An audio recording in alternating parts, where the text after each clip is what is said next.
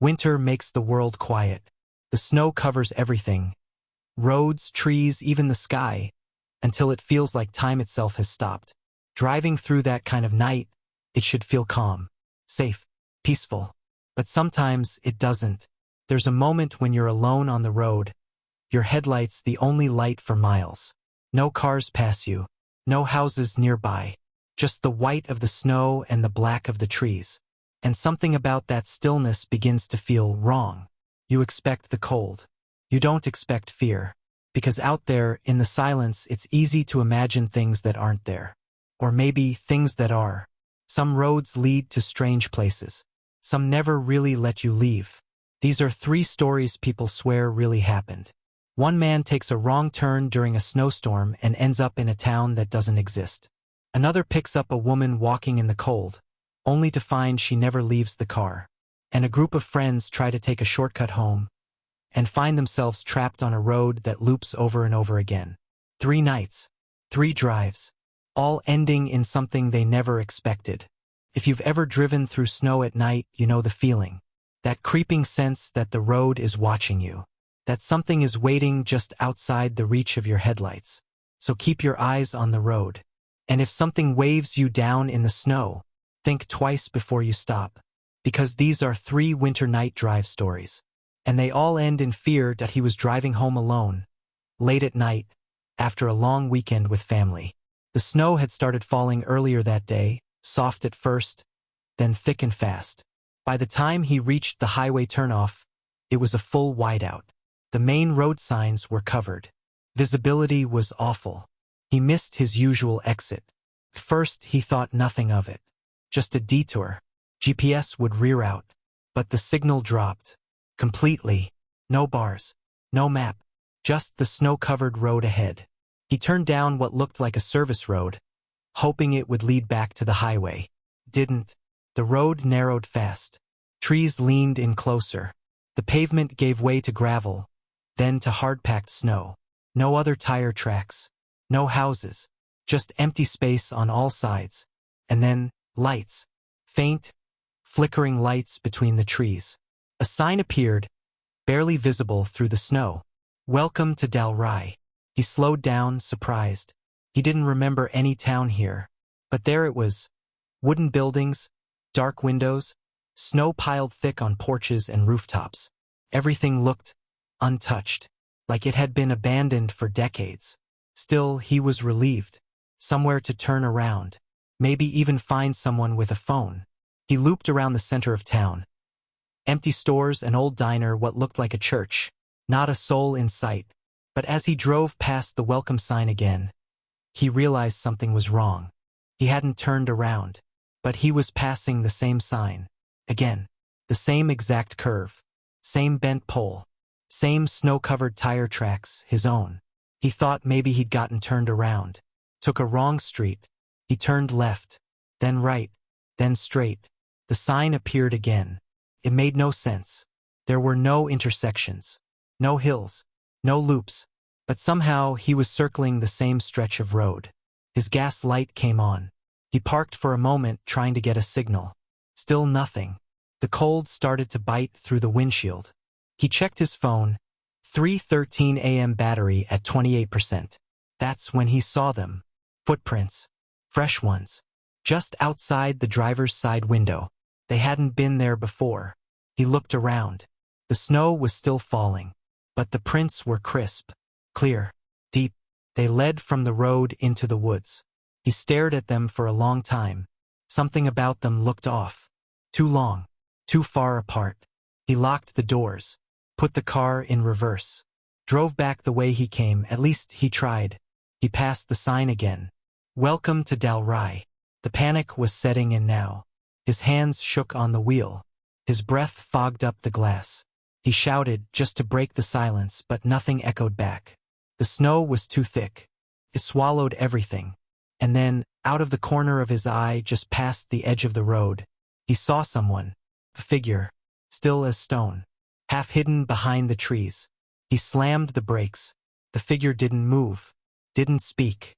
Just stood there. Watching. He blinked. And it was gone. Or maybe never there. He didn't wait. He floored it, driving faster than he should have. And finally, his phone buzzed. Signal. 1 bar. He hit the dial on a roadside assistance app. It rang. And rang. A voice picked up. He couldn't even explain what was happening. Just gave them his best guess at his location and begged them to hurry. 20 minutes later, headlights appeared behind him. Plow truck. Followed by a rescue van. They waved him down. Pulled alongside. He jumped out, shivering, telling them about the town. The road. The sign. The driver looked confused. There's no town here. Nothing for 10 miles in either direction. He insisted. Begged them to check. They drove the stretch twice. No buildings. No sign. Just road. And trees. And snow. Back in cell range, he looked up the name he'd seen on the sign. Dal Rai. He even tried different spellings. Nothing came up. No history. No maps. No abandoned town listed anywhere near that highway. He still talks about it sometimes.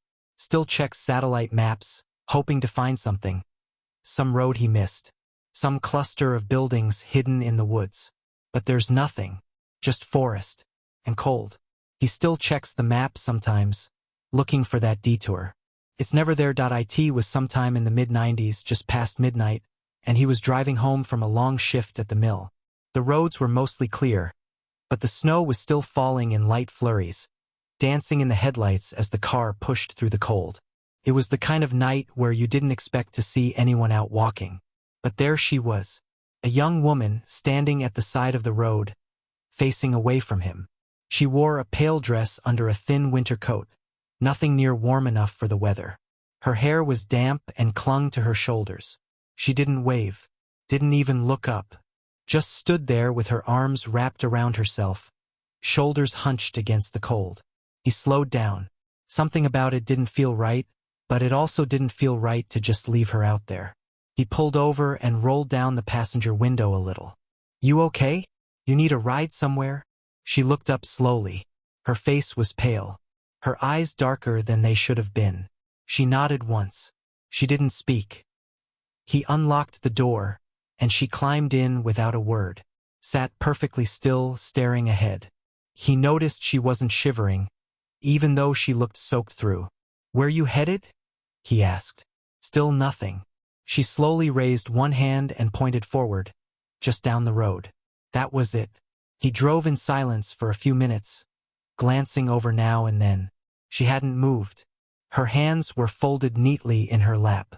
She didn't seem scared, just tired, and something else. He couldn't place it, but it made the hairs on the back of his neck stand up. He tried again. You live around here? She didn't respond, just pointed again, that same slow gesture forward. He turned the heat up. The windows were starting to fog. But not on her side. Her window stayed clear. He noticed it then. Her breath. It wasn't fogging the glass. His did. Hers didn't. He checked the rearview mirror to get another look at her. She wasn't there.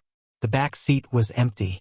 He whipped his head around, and she was still sitting right next to him. Eyes ahead. Silent. He didn't say anything else after that. They drove for nearly 20 minutes through winding rural roads. The snow picked up again, thick and lazy. The world felt distant, like the whole highway had fallen into a dream. Then she raised her hand again. But this time she didn't point forward. She pointed left. He turned without thinking. It was an old gravel path. No signs, no lights, just tire tracks barely visible under the snow. It led to a small clearing and a cemetery. Iron gates rusted at the hinges. Rows of crooked headstones half buried in white. No other cars. No lights. Just fog rolling in low around the ground. She finally moved. She reached for the door handle. Got out. Closed the door behind her gently. Still hadn't said a word. She stepped forward into the snow, her dress trailing behind her. Walked straight toward the cemetery gate, her shape fading into the fog with each step. He sat there for a while, trying to make sense of it. He wasn't scared, not in the way he expected. He just felt hollow. Then he looked over at the seat. It was dry, bone dry. There wasn't a drop of water on the cushion or the door or the floor. Not even melted snow from her boots. Nothing. Just a perfectly dry seat. He told a few people about it. Most didn't believe him. One older man said, "Was it near the old stone gates out on Route 7? He nodded. The man just shook his head. "They say she died out there. Car crash. Was trying to walk home when the snow took her. That was 30 years ago. Maybe more. And every winter since, someone sees her. Standing by the road. Looking for a way home. She never speaks. Never screams. Just waits. And sometimes, if you're kind enough to stop, she'll get in. They say she died on that road 30 winters ago. And she's still looking for a way home. It was supposed to be a simple drive home. A weekend ski trip, a few hours up in the mountains, and now just a smooth ride back to the city. For friends, packed into an SUV, half asleep and sore from the slopes. They left before sunset, hoping to beat the storm that was supposed to hit by morning. The driver, Nate, spotted a small road branching off from the main highway. "Saves us 20 minutes, he said, tapping the GPS. The others barely looked up from their phones. It didn't seem like a big deal. The road twisted through pine trees, lined with untouched snow. It was peaceful at first. Then, about 10 minutes in, they passed a car parked just off the shoulder. Hood up, headlights off. Broken down, probably. There was a scarf tied around a nearby tree, bright red, fluttering in the breeze. No one thought much of it. Just a weird little landmark. 10 minutes later, they saw it again. Same car. Same red scarf. Same angle. Even the footprints in the snow beside the door looked the same. They joked about it. Maybe there were two identical cars. Or maybe they were just tired. But it kept happening. Every 10 minutes, like clockwork. Same car. Same tree. Same curve in the road. First it was funny. Then it wasn't. They stopped the car. Got out. Walked back to check. No tire marks in the snow behind them. Like they hadn't been driving at all. Nate pulled up the GPS again. The little blue dot spun in place. "No service," he muttered. "Nothing's loading." The radio clicked on suddenly. Static. Then a voice, warped and distant. "Storm advisory in effect, visibility low. Avoid travel." It repeated. Over and over. Same tone. Same words. Like a loop. They drove on. The forest around them started to look wrong. Not different, just too familiar. Same branches. Same shape of snow piled on the fence post. Same curve in the hill. The red scarf appeared again. Arguments broke out. One friend wanted to turn back. Another swore they had seen a cabin 10 minutes ago. Maybe they could get help. But when they tried to retrace their path, they just ended up right back at the scarf. Nate checked the gas gauge. It was full. It had been a quarter tank earlier. Now it was full. He tapped it, watched it flicker, then drop to empty. Then full again. Everyone went quiet after that. It was dark now. The headlights barely cut through the swirling snow. Their phones wouldn't turn on. Even the car clock stopped ticking. Then Kayla, who had been staring out the back window for nearly half an hour, whispered, "Someone's walking." They all looked. Nothing. She didn't blink. "In the trees. He's been walking next to us for a while." They told her she was seeing things. She didn't argue. She just turned away. They passed the red scarf again. Nate gripped the wheel, eyes locked on the road. "I don't care what's out there," he muttered. "We're getting out of this." He started saying their names out loud. All of them, over and over, like he was trying to remember something important. He didn't stop, just kept driving, kept repeating. And then light, faint at first, then stronger. The trees thinned, the road straightened. A snowplow passed them in the opposite lane, spraying slush and noise and reality back into the world. They were back on the highway, sunrise on the horizon, radio playing real music, phones buzzing back to life. No one said anything for a long time. They didn't talk about what happened, didn't talk about the loop, the scarf, the broken down car, or the thing that might have been walking beside them in the snow. They just drove, straight home. No one talks about what they saw in the snow, and none of them take shortcuts anymore. The wind picks up at night, especially in winter. It whispers through the trees and across the empty roads, carrying with it more than just cold. Carries silence, distance, something heavy and quiet that settles into the car with you. Night driving in winter is unlike anything else. It isn't just about the snow or the dark. It's about what's between everything, the space between towns, the long stretches where no lights shine, where you might not see another soul for hours, where the road feels like it belongs to someone or something else. You tell yourself it's just a drive, just pavement, headlights, and snow. But when your GPS goes out or your phone dies or the signs stop making sense, you start to wonder. Sometimes winter roads don't lead where they should. Sometimes they lead somewhere else. A turn you don't remember taking. A person standing alone in the cold, asking for a ride without a word. A stretch of road that seems to go in circles no matter how far you drive. If you ever see a turn that's not on your map, if someone silent asks to get in, if the road starts to repeat itself, keep driving. Don't stop. Don't ask questions. Just drive.